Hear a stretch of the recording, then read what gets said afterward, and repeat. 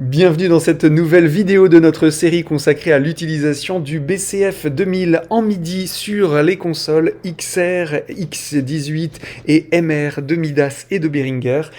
Donc ici avec nous notre cobaye, la console XR18. XR18 avec un système de visualisation qui s'appelle Xtouch qui va nous permettre de bien comprendre comment fonctionne le BCF 2000 et donc le BCF 2000 qui est l'objet de la vidéo, utilisée uniquement en MIDI, en Mackie Control Unit et en Standalone S4. Je le rappelle, quand on démarre le BCF, il y a quelques petites configurations à voir. N'hésitez pas à revenir sur la première vidéo de cette série pour bien comprendre comment tout cela fonctionne. Donc, on a vu l'utilisation des différents boutons qui sont ici, hein. On a vu les 4. Donc en Edit, si j'appuie sur le bouton Edit, j'accède à la panoramique, la gestion de la panoramique de mes canaux, donc l'équivalent ici du bouton Pan Surround. Si j'appuie sur le bouton Store, il s'agit de l'égalisation, donc l'EQ, avec ces deux pages. Je rappelle qu'on a deux pages pour gérer l'EQ, donc il suffit de tourner le deuxième rotatif pour accéder à la deuxième page et accéder à toutes les fonctions de l'équalisation. Le bouton Learn qui correspond à tous les départs FX. Donc ici, c'est le bouton Plugin, donc mes départs vers mes FX. Et le bouton Exit qui correspond à le bouton Inst ici, qui sert à gérer sur 3 pages. Donc 3 pages, on va tourner ici le deuxième rotatif pour accéder aux 3 pages. Il y a la première page qui est le gate, la deuxième page qui est le compresseur, et enfin la troisième page qui est l'assigne, à savoir la gestion de l'automix, si on souhaite l'avoir sur notre canal. Voilà donc pour le résumé très rapide de ces 4 boutons. Et on avait aussi, je sors de cette fonctionnalité, on avait aussi en haut à droite, tout en haut, un bouton, je fais une pression et j'accède ici à la fonctionnalité des send, donc mes départs. Qu'est-ce que le canal sélectionné va envoyer vers mes bus? Au même titre que pour le learn, ici, on avait qu'est-ce que le canal sélectionné va envoyer vers les 4 FX. Ici, c'est donc vers les 6 bus. Donc, c'est ce à quoi nous avons accès. Et enfin, en sortant de cette fonctionnalité, je sors de la fonctionnalité. Si j'appuie sur le bouton en bas à droite, mais juste au-dessus des LED, des voyant de communication, mais en dessous de l'écran, c'est mon gain. Et donc, c'est comme si j'appuyais ici sur Track et j'accède à mes gains. Sauf que je n'ai aucune LED qui s'allume. Et ça, c'est un petit peu gênant de ne pas savoir quel est le niveau qu'on implique et qu'on impacte. Donc voilà, vous pourrez retrouver tous les détails de tous ces petits boutons dans les précédentes vidéos de la série. Ce que j'aimerais aujourd'hui, c'est qu'on aille un petit peu plus loin parce qu'il y a encore des fonctions cachées grâce au bouton Shift. Alors, je vais d'abord me remettre en mode standard, donc j'active n'importe quelle fonctionnalité, et je reviens ensuite en mode, ici Global View, ici je n'ai plus aucun voyant d'activer, mais pour reset un petit peu mes boutons, j'active une fonction, je la désactive parmi les 4 où les voyants s'allument, parce que les deux du haut, les voyants ne s'allument pas, donc ça peut être un petit peu tricky, comme on dit. Donc, pour les fonctionnalités supplémentaires que nous avons, il y a d'autres fonctionnalités que j'aimerais vous montrer. On va voir, ce n'est pas complet le BCF 2000, je ne sais pas, il manque certaines fonctionnalités ou je ne les ai pas encore découvertes. Si vous les avez, vous n'hésitez pas à me les montrer. Je vais vous montrer par exemple 2 mute groups. On accède aux fonctions d'activation de 2 mute groups. Alors sur le L'Xtouch, ça se trouve ici, les mute groups, si je ne me trompe pas. Alors évidemment non, ce n'est pas là, il suffit que je vous le dise pour que ce ne soit pas là. Non, c'est là, pardon. On a dans la partie Utility de l'Xtouch, on a accès au mute group. Mute group 1, mute group 2, mute group 3, mute group 4. Et ils sont allumés quand on les a mutés. Donc je peux tous les désactiver. Donc ça, c'est la fonction mute group. Comment accéder aux fonctions mute group sur le BCF 2000? J'en ai découvert 2, pour le moment pas plus. Si vous en trouvez d'autres, n'hésitez pas à m'indiquer. En appuyant donc sur mon petit shift en haut, je peux presser le bouton Learn, et là, il est activé, et vous voyez, c'est mon mute group 1 qui s'est mis en route. Voilà. Et pareil, ici, j'ai mon mute group 2, qui se trouve être le bouton Edit. Voilà. Alors, j'aurais bien aimé que Store soit un autre, et que Exit soit encore un autre, mais non. C'est une autre fonction qu'on va pouvoir étudier très rapidement. Donc, pour activer ou désactiver mes mute groups, je maintiens le bouton du haut appuyé et j'appuie sur la fonction. Alors, il y a aussi les boutons du bas, mais étonnamment, je ne sais pas trop à quoi ils servent. Je regarde, ouais, si on va pouvoir creuser ça ensemble. Il y a aussi des fonctions avec le shift du bas qu'on va pouvoir creuser ensemble. Donc en tout cas, le shift du haut, peut-être est-ce que ça fonctionnerait avec... non, non.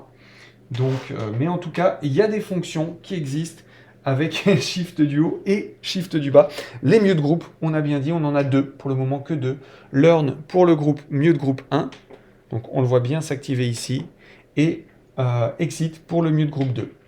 Voilà, je ne sais pas du tout, donc je vais les activer ici.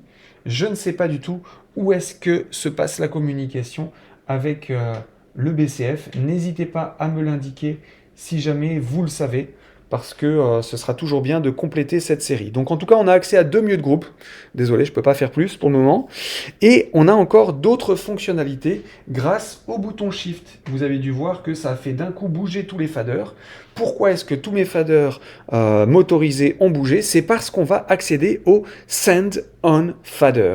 Donc, à savoir, qu'est-ce qu'on envoie, quel est le niveau qu'on envoie. Je vais le mettre ici. Par exemple, le bus, on va choisir le bus 6. Tiens, hop. Bus 6, c'est celui qui s'appelle groupe ici. Donc on voit bien que je suis sorti du mode d'utilisation principal de mon Xtouch. Si j'appuie sur Flip, je reviens sur mon Global View qui me permet d'utiliser mes faders vers ma sortie LR. Là, je suis sur mon départ vers mon bus 6. Qu'est-ce que chacun de mes canaux ici envoie vers mon bus 6? Eh bien, pour accéder à ce Send on Fader bus 6, je vais appuyer sur mon Shift 1, mon Shift du haut, et je vais appuyer sur le bouton des gains. Je fais une pression, et là, je suis en mode envoi vers le bus 6. Je vais monter mon fader numéro 2, et je vais envoyer le canal 2 vers mon bus 6. Donc, je le gère directement depuis mon BCF. Donc, on a dit, c'est le Shift du haut avec le bouton du bas. Vous voyez, là, il est allumé. Et hop, je l'éteins pour revenir en mode normal. Donc, les LED fonctionnent, hein, c'est pas mon BCF qui HS. C'est juste que dans d'autres fonctions, je sais pas pourquoi, ils ne s'allument pas. En tout cas, là, j'appuie sur le Shift du haut. Je vais sur mon bus, mon Send on Fader bus 6. Ou je l'enlève. Donc voilà pour le Send on Fader bus 6. Nous allons voir maintenant le Send on Fader bus 3. Donc je vais me mettre ici sur le bus 3 pour qu'on le voit bien.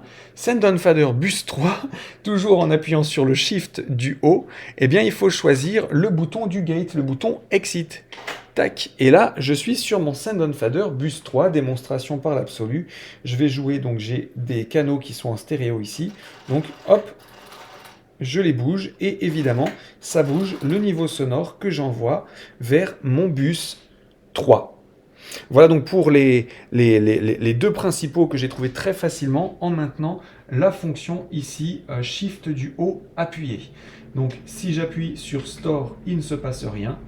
Et si j'ai un truc là-haut qui clignote, je sais pas trop...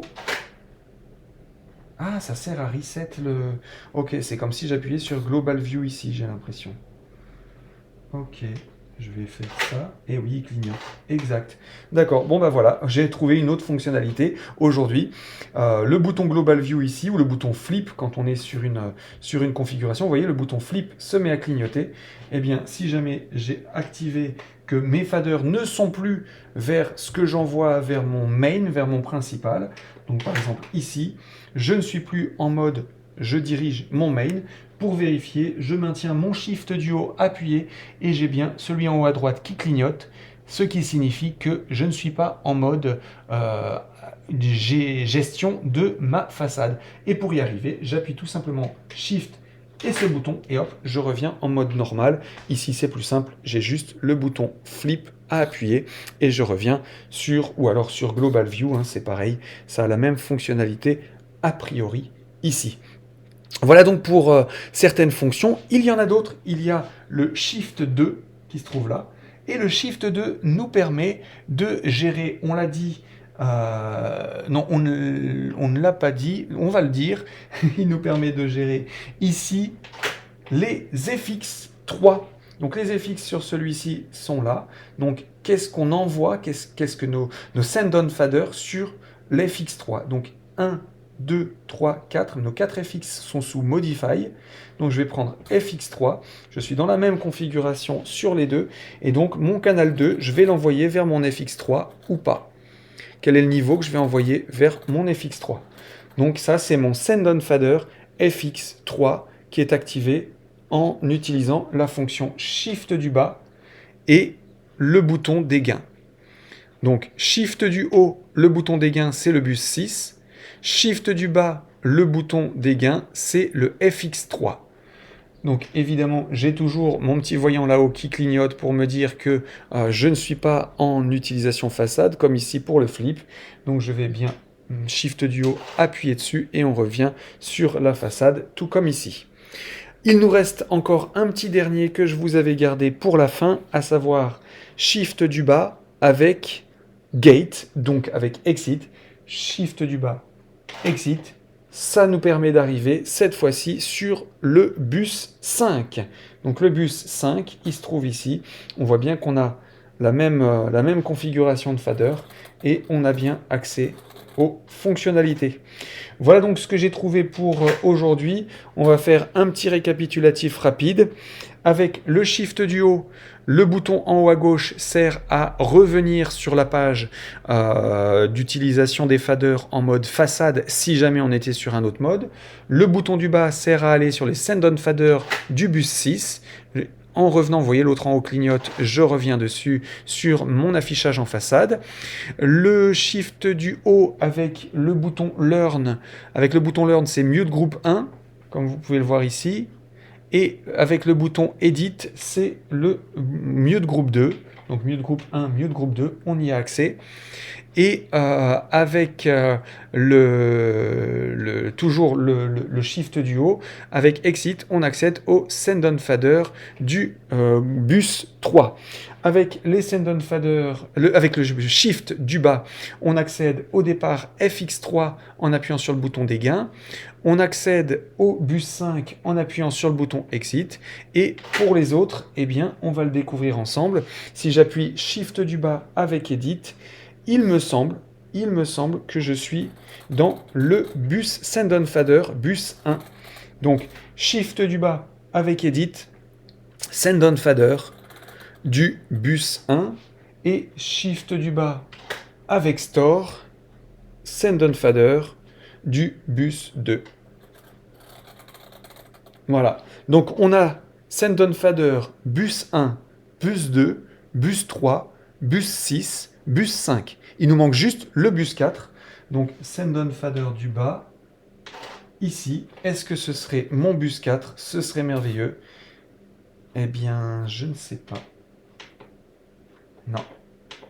Shift du bas avec Learn ne donne rien. Donc, si vous avez l'astuce là-dessus pour pouvoir accéder au Send-on Fader du bus 4, ça m'intéresse. Si vous avez accès, si vous arrivez en MIDI avec un BCF 2000 à accéder au Mute Group, ça m'intéresse. Vous postez tout ça dans les commentaires et je me ferai un plaisir de le lire. Alors parmi les petits bonus que je voulais ajouter, il y a des découvertes qui ont été faites, que j'ai faites récemment. Bon, certainement d'autres personnes connaissent, hein, je dis pas... Voilà.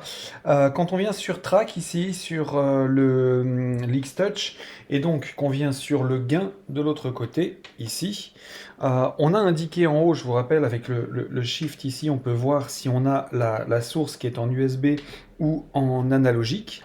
Mais ce qu'on ne savait pas, c'est ce que je n'avais pas dit, puisque je ne le savais pas à l'époque, c'est qu'on peut aussi gérer la partie au-dessus en maintenant appuyer le potentiomètre pour choisir la source. Donc ça, je l'ai découvert dans une vidéo assez récente que je vous montrerai sur l'X-Touch très prochainement. Et donc, en maintenant appuyer le bouton rotatif, et en tournant, je peux choisir la source. Donc c'est ce que je vais faire depuis le BCF 2000. Je vais prendre mon canal 2, celui-ci. Et donc je vais appuyer sur le rotatif et je vais le tourner. Et ici, j'ai le niveau de... Le niveau non, la source qui change. Donc elle passe en analogique in sur d'autres ressources.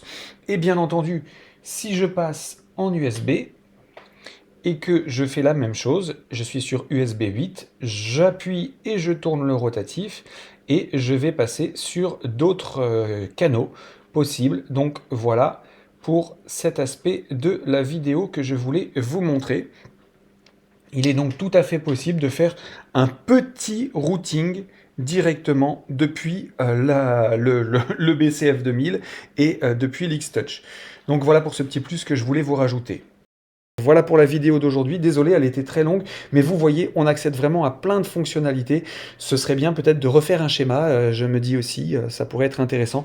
Mais voilà, en tout cas, vous accédez à toutes ces fonctionnalités. Donc je vous dis à bientôt pour une nouvelle vidéo où cette fois-ci, on va voir non plus avec un X-Touch, mais avec une tablette ou un ordinateur, comment on visualise toutes ces fonctionnalités. Donc je vous dis à très bientôt pour tout ça.